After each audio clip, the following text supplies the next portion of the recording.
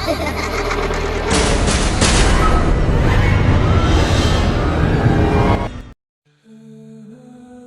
Listener, আসসালামু আলাইকুম। Feel the real fair with us. আশা করি সবাই ভালো আছেন এবং ভালোর দলেই আছেন। আমি আরজে মুন্না ফিরে এলাম আপনাদের মাঝে থার্সডে স্পেশাল ভয়েস সাক্ষীর নতুন এপিসোড নিয়ে। দেশ ও দেশের বাইরে থেকে আজকে যারা আমাদের থার্সডে স্পেশাল ভয়েস সাক্ষীর নতুন এপিসোড শুনছেন কিংবা পরবর্তীতে শুনবেন, তাদেরকে জানাই অসংখ্য ধন্যবাদ।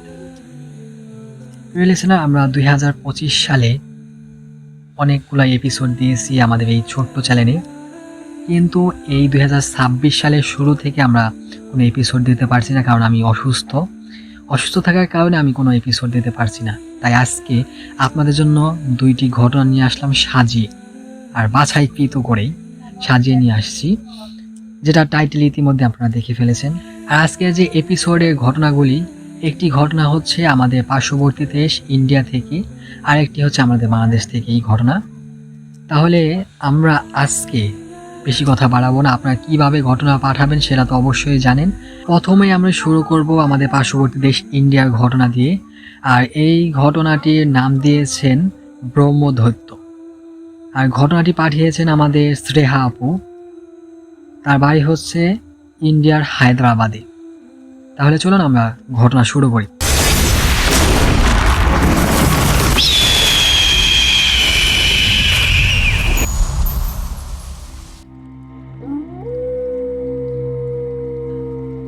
আদাব মুন্না ভাই, আশা করি আপনি ভালো আছেন।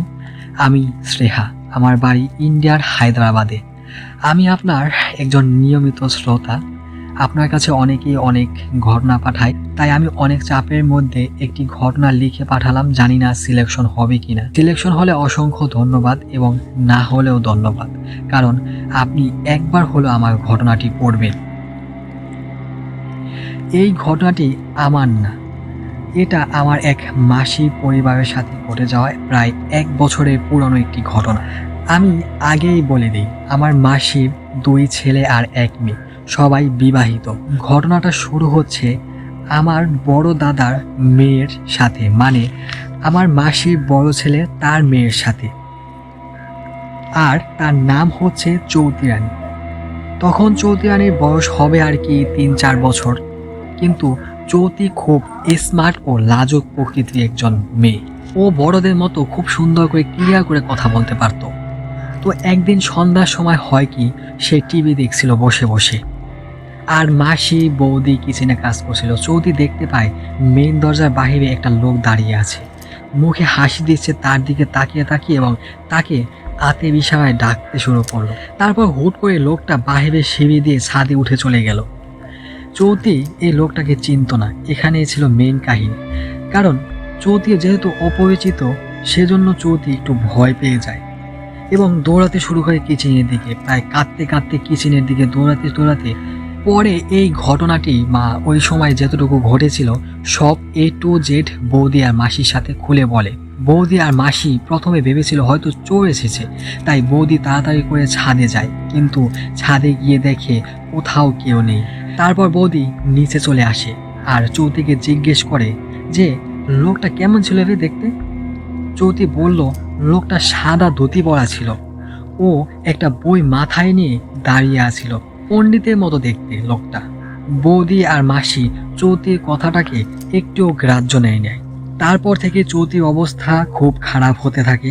চৌধুরী প্রচণ্ড ভয় পেতে শুরু করে এবং লোকটাকে সে স্বপ্নের মধ্যে ফিল করতে থাকে যে লোকটা আসছে এবং তাকে ডাকতে শুরু করে, এমন একটা ফিল করতে শুরু করে। এবার ঘটনাটা আরেকটু ভয়ঙ্করভাবে মোড় নিতে শুরু করে। চৌধুরী মাঝে মাঝে ঘুমের ভিতরে গোংরাতে শুরু করে। গোংরাটিটা এমন ছিল, হু হু হু এমনভাবে গোংরাতে শুরু করতো। আর বৌদিকে মাঝে মাঝে বলতো ও আসছে, ও রুমের মধ্যে, ও রুমের ভিতরে আসছে, ও আমাকে ডাকছে, ও আবার হাসছে, ও আমাকে ও কান্না করছে, ও আমাকে ডাকছে। এইভাবে চৌধুরী অভ্যাসটা বদলাতে শুরু করে। কয়েকদিন পর বৌদি একটু শরীরে বা মনে নেন কথাটা। এত ছোট বাচ্চা এত মিথ্যা কথা বা এরকমের অভ্যাস তো হওয়ার কথা না। যেদিন বৌদি এই জিনিসটা ফিল করেন তখনই বৌদি কলকাতার এক ওজাকে কল করেন।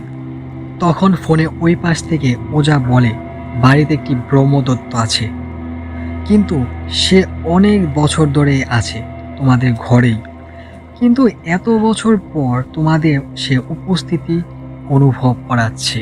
তারপর আরও বলে যে ওই ব্রহ্মদত্তটার সাথে আরও প্রেতাত্মা আছে, তাই ওই ওঝাটা বাড়ি বন্দনা এইসব করে দিয়েছিল, কিন্তু কিছুতেই কোনো কাজ হচ্ছিল না।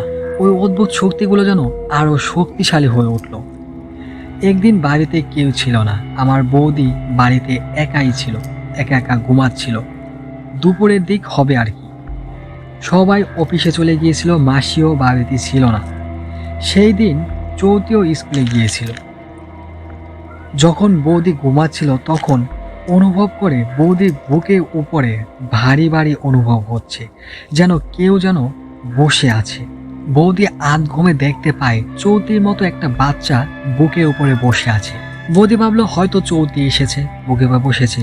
আসলে চৌতির অভ্যাসটা এমন ছিল যে যদি কেউ ঘুমাতো তাহলে বুকের উপরে যে বসে একটু লাড়াচাড়া বা লাফালাফি করতো। তাই বৌদি ভেবেছিল যে চৌতি এসে বসেছে। বৌদি আধ ঘুমেই জিজ্ঞেস করে, কি রে চৌতি, তুই স্কুল থেকে এত তাড়াতাড়ি চলে আসলি যে, আর তোকে কে নিয়ে এসেছে? কিন্তু বাচ্চাটা কোনো উত্তরই দিচ্ছিল না। তখন বৌদি ঘুমটা একটু ভাঙল। সে দেখতে পেল যে বাচ্চাটা চৌতির মতনই ছিল, কিন্তু ফেসটা চৌতির ছিল না, ফেসটা ছিল অন্য কারো। বৌদি ভালো করে চোখটা একটু মুছে ভালো করে তাকালো। সে দেখলো মুখটা আগুনে ঝলসানো, পুরো একটা মুখ। আর বৌদি এটা দেখে একটা জোরে চিৎকার দিয়ে ওঠে। চিৎকার দেওয়ার সাথে সাথেই বাচ্চাটা একটা জোরে একটা লাফ দিয়ে দরজার দিকে দৌড় দেয়।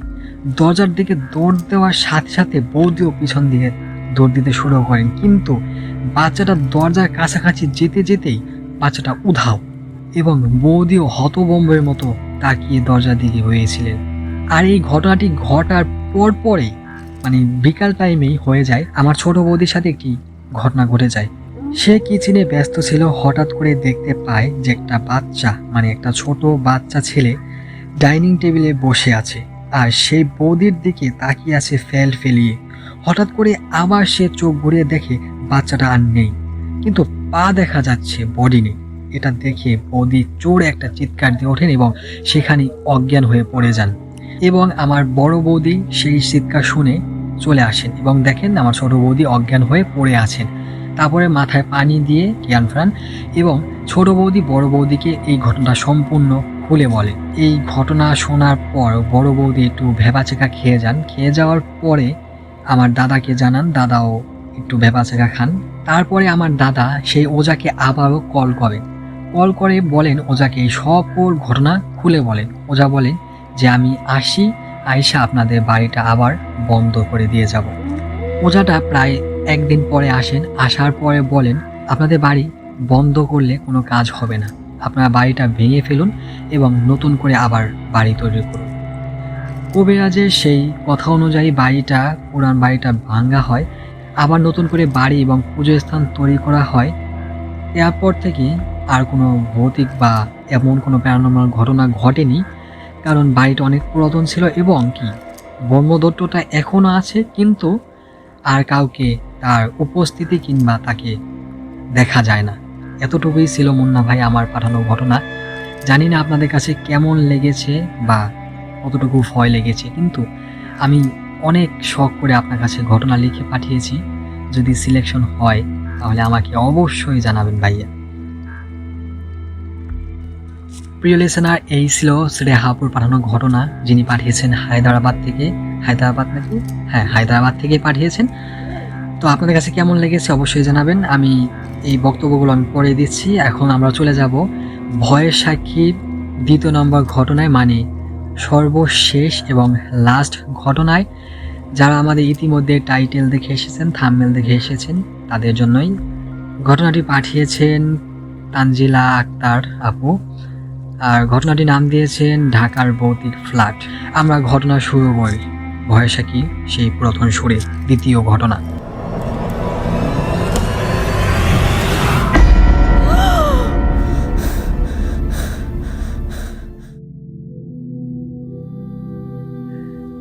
আসসালামু আলাইকুম ভাইয়া, আশা করি আপনি ভালো আছেন।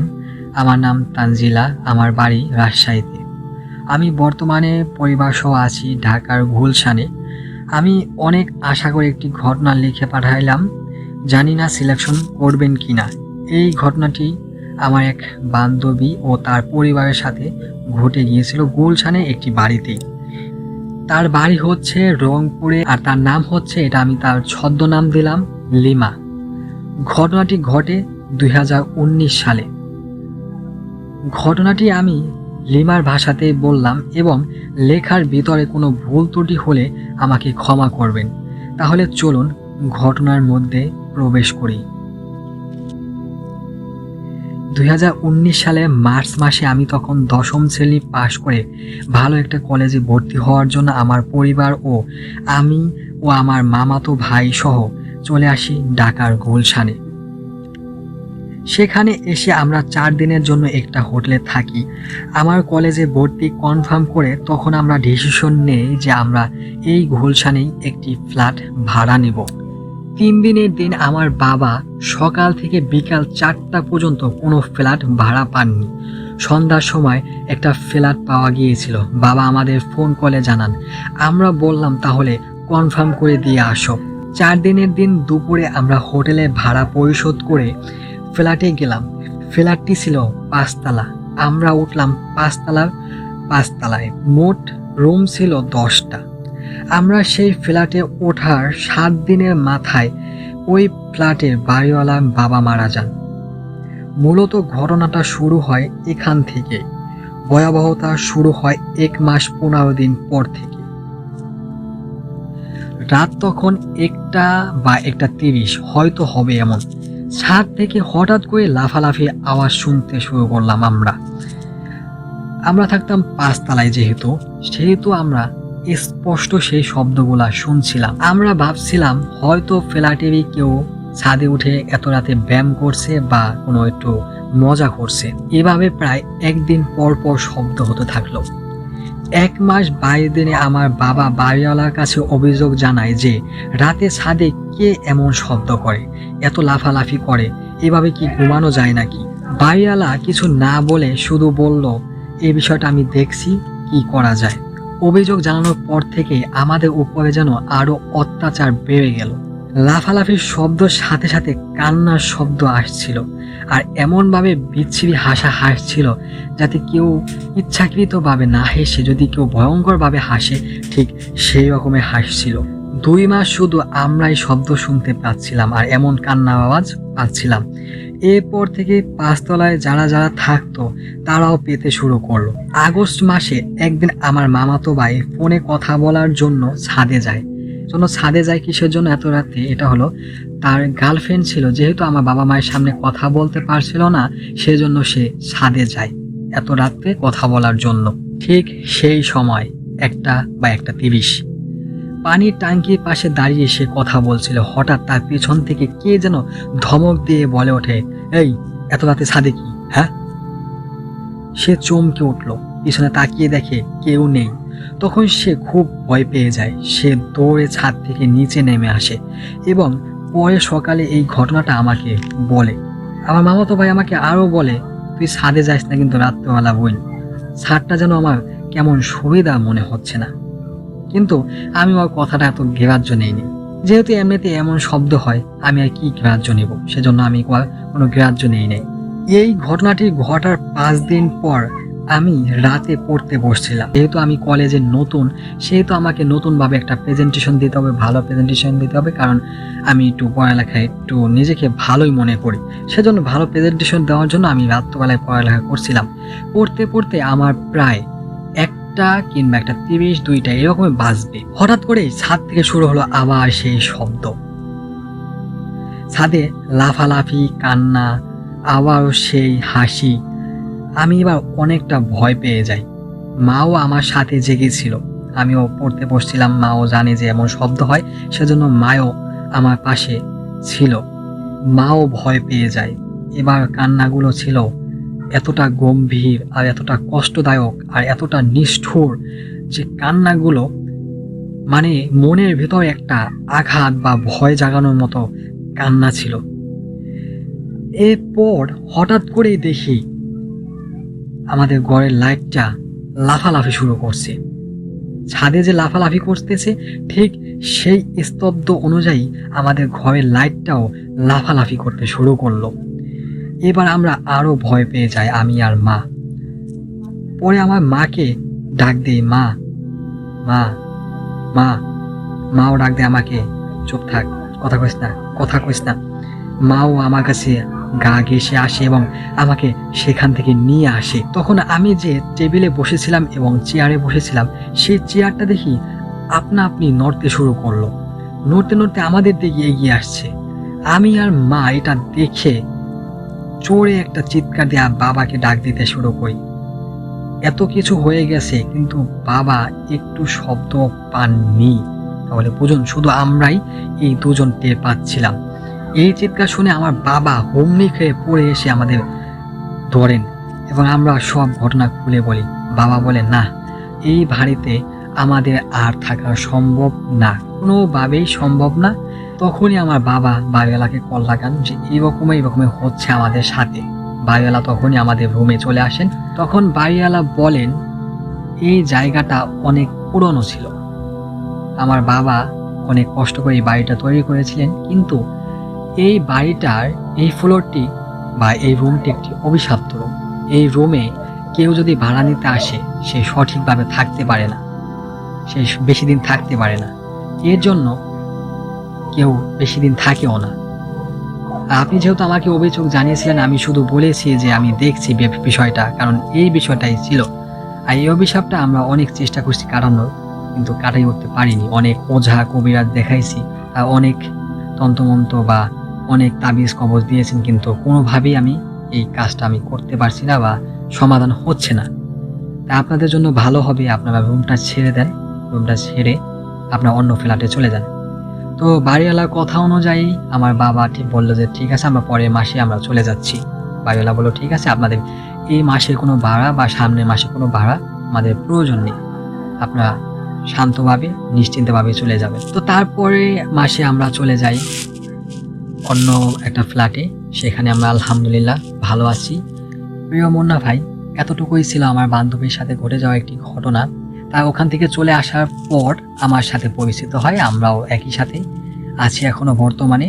ভাই আপনার জন্য দোয়া রইল, আপনার এই যে প্ল্যাটফর্মের জন্য দোয়া রইল। ভাই আমি চেষ্টা করব আরো ঘটনা কালেকশন করে আপনাকে পাঠাবার জন্য, ততক্ষণ আমাকে আপনি ভুলিলেন না। আসসালামু আলাইকুম, ভালো থাকুন সবাই।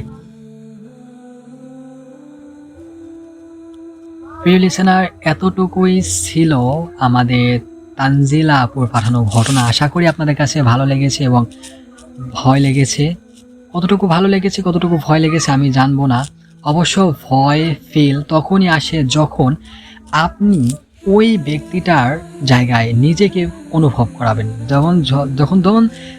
ধরুন যে আমার সাথে একটা ঘটনা ঘটলো, আমি যখন ঘটনাটা বলবো তখন ওই ঘটনাটা একজন ব্যক্তির সাথে আপনি নিজেকে অনুভব করাবেন, তাহলে একটা ভয়ে একটা নতুন এক্সপিরিয়েন্স অনুভব করতে পারবেন। আর আমি অসংখ্য ধন্যবাদ জানাই তানজিলা আপুকে এবং আমাদের যে এই যে ইন্ডিয়ার আমাদের যে লিসেনার স্নেহা আপুকে আমি ধন্যবাদ দিয়ে তাদেরকে আমি ছোট করতে জানি। আসলে বেশি করতে গেলে আমি ধন্যবাদ দিয়ে ছোট করতে জানি, কারণ তারা এতটা ব্যস্ততার মধ্যে যে আমাদের ঘটনা এত সুন্দর করে লিখে পাঠান, এর জন্য আমি খুবই একটা এক্সাইটেড লাগে যে না আমি আরও ভয়েস দেই, কিন্তু আমার সময়ের সাথে কোলাতে পারিনি, এই জন্য ভয়েসটা খুব ক্লিয়ার করতে পারিনি। আমি একটা কথা বলি, আপনারা অনেকেই বেশিরভাগ বলেন, আসলে বেশিরভাগটা মেয়েরাই বলে যে ভাইয়া আপনি আমাদেরকে তুই বললে আমরা খুব ভালো লাগে, যদি তুই বলেন তাহলে আমাদের খুব ভালো লাগে।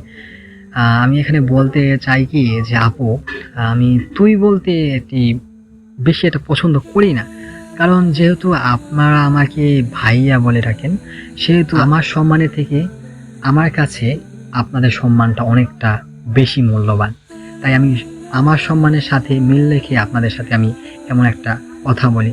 জানি না তুই বলতে পারবো কিনা, কারণ তুই বলাটা একটা বন্ধুত্ব শুভ একটা, আপনারা এখানে আরও বলেন যে বন্ধুত্ব হলেও ভালো হতে পারে, তো বন্ধুত্ব হলেও ভালো হতে পারে এটা আমি বেশি মনে করি না, কারণ বোন হিসাবে আমি বেশি বেটার মনে করি। তো এই ছিল আমার বলা। আমি আর বলতে চাই না এই বিষয়ে। আর কিভাবে ঘটনা পাঠাবেন সেটা তো আপনার তো আমি আগেই বলছি যে কীভাবে পাঠাবেন। আমাদের অফিসিয়াল ইমেল অ্যাড্রেসে, আমাদের অফিসিয়াল ইমেল অ্যাড্রেস হচ্ছে voiceofarjmunna@gmail.com। আপনারা আমাদের ঘটনা পাঠাবেন, আর ঘটনা হতে হবে বাস্তবসম্মত। তাহলে আজকের মতো আমি আরজে মুন্না বিদায় নেই, এবং সব থেকে বড় কথা হলো সময় পেলে নিজেই নিজেকে ভালোবাসুন, কারণ অবহেলা তো অনেকেই করে। জীবনটা খুবই ছোট, একদিন ভালো যাবে, একদিন খুবই খারাপ যাবে। আসসালামু আলাইকুম, আল্লাহ হাফেজ।